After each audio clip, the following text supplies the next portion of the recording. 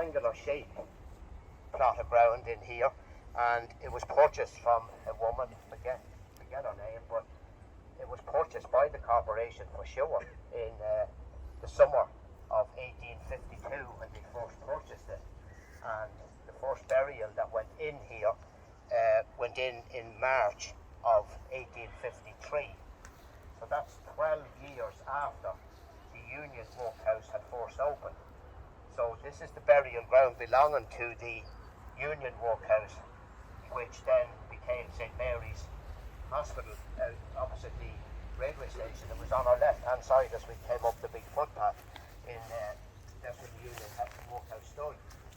The Union Workhouses were designed by a man called George Wilkinson, and there was 52 of them, 51 or 52 erected in Ireland between 1838 and 1841, and they were under the lead of the tour at the time. Drogheda was built in 1880. It was finished in November of 1841. So it wasn't at the beginning when Drogheda was built. So that's when the Union Workhouse first opened, and they were horrible places. Those Union Workhouses were all built as well to tight land, so they all looked pretty similar to each other right across Britain and Ireland.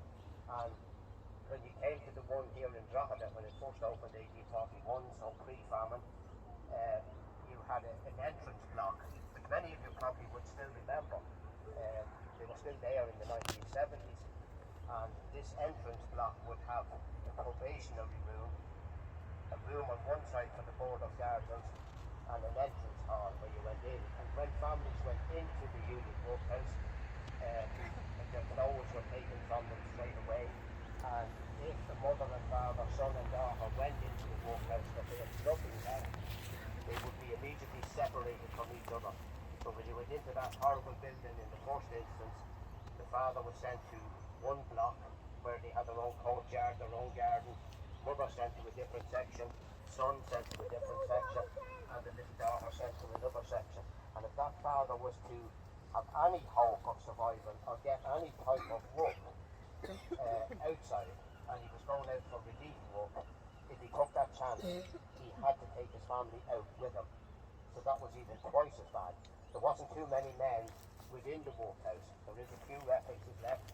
A lot of the paperwork was floating around that place in the 1970s. Just so that it could be brought to court the following Friday down the street, so that it could be sent to jail, because they said the jail was better than the Union Workhouse, and the food was better within it. And another job they had was oakum picking, which was getting the old ropes from the docks in Drogheda, the old tarry ivy ropes that was lying around the docks, and they would get them sent up there, and they would be separating those old ivy ropes using long metal nails. They're about 6 or 7 inches long with points on them, and hence the name of the spike. That's where the name comes from. People would know the workhouse was called the spike, is because they were separating those old ropes with using the spike to do it. And if you see in the state of the kids and the women's hands, you can see pictures of them, particularly those who were taken in England, of what happened to them. Literally bled into the bone, trying to have to work these oily ropes and separate them, so that when the ropes were separated, they were then washed and cleaned and dried and sent back down to the docks area in Drogheda. So they were used then again for ships, for caulking the wooden ships on the decks and the sides and all the rest of them. So the Union Workhouse was certainly not a place that you ever wanted to go into, and for the most part it was women and children, for many men would stay out in the hope that they would get some kind of work in the countryside, so they could then maybe get their wives and kids out of the place. But if the husband went in with them, which was not too often, which was pretty rare, if he was to leave to go look for work, he then had to take them with the rest of his family with him.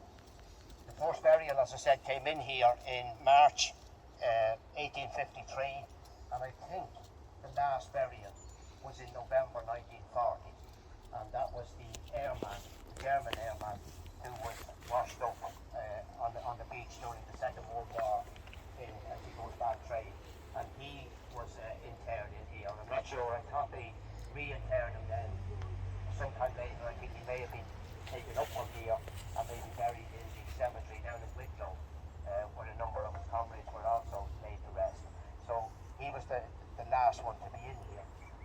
move over to the Calvary Cemetery.